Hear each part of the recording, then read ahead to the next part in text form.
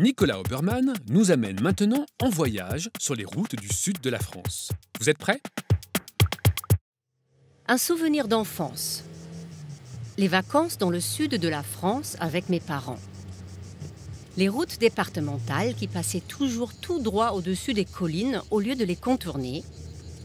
Mon père se faisant un malin plaisir d'accélérer au sommet pour nous faire voler un peu. Les petites buvettes au bord de la route proposant des frites incroyablement croustillantes.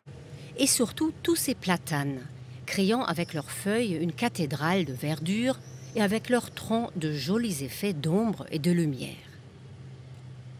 Pour moi, ces routes bordées de platanes, c'était ça la France. En Allemagne, on n'avait pas de platanes. En tout cas, pas autant. Eh bien, récemment, j'ai appris pourquoi il y a tant de platanes au bord des routes françaises.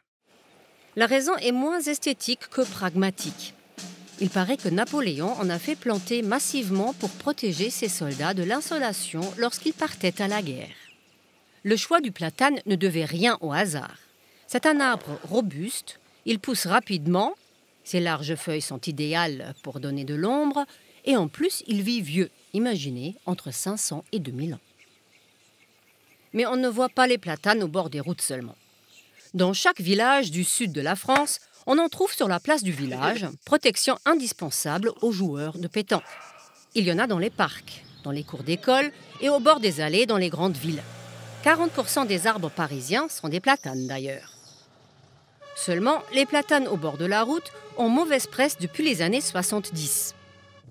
Car en termes de sécurité routière, rencontrer un platane est à peu près la pire chose qui puisse arriver à un automobiliste. À l'époque, il est prévu d'en abattre un grand nombre. Mais le président Georges Pompidou s'y oppose. Dans une longue lettre datée du 17 juillet 1970, il écrit « La France n'est pas faite uniquement pour permettre aux Français de circuler en voiture. Et quelle que soit l'importance des problèmes de sécurité routière, cela ne doit pas aboutir à défigurer son paysage. La route, elle, doit redevenir ce qu'était le chemin pour le piéton ou le cavalier, un itinéraire que l'on emprunte sans se hâter, en profitant pour voir la France. » Étonnant de la part du président du tout automobile, non? En tout cas, il réussit à créer un petit sursis pour les platanes, même si le débat continue à agiter les esprits. Il est vrai que 10% des tués sur la route sont morts après avoir percuté un arbre, et le bon sens voudrait qu'on enlève ces obstacles mortels. Mais ça serait tellement dommage. Pourquoi est-ce qu'on ne peut pas juste installer des glissières? Oui, je sais, ça pose des problèmes aux motards qui les appellent guillotines. Ou alors pourquoi ne pas essayer d'agir sur le comportement des automobilistes? Plus besoin de trancher entre la beauté des paysages et la sécurité, il suffit de rouler moins vite. Et vous voulez la bonne nouvelle?